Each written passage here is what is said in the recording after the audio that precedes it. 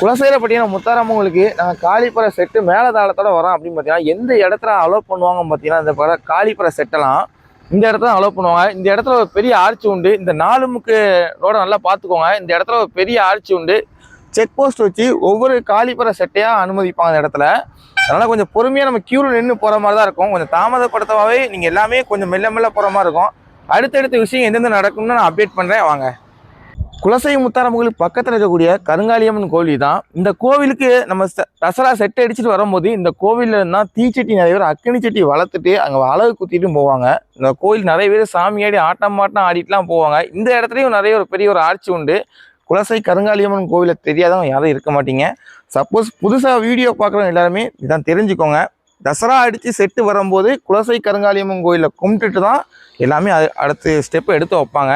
இங்கே தான் அக்கினி சட்டியும் வளர்ப்பாங்க. குலசை முத்தாரம் தசராக்கு வரக்கூடியவங்க எல்லாருமே இந்த வழியோடி தான் காளிப்பறை செட்டு அடித்து மேலதாளம்லாம் அடித்து சந்தோஷமாக போவாங்க. பார்க்கறதுக்கே அவ்வளோ சந்தோஷமாக இருக்கும். இந்த 2 பக்கமே கடைகளாக தான் இருக்கும்.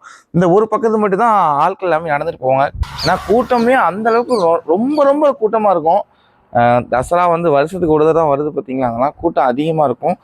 இந்த இடத்த பார்க்கறதுக்கே எனக்கு அவ்வளோ சந்தோஷமாக இருக்கேன். நானும் இந்த இடத்துல தாங்க வேஷம் போட்டுலாம் வருவேன்.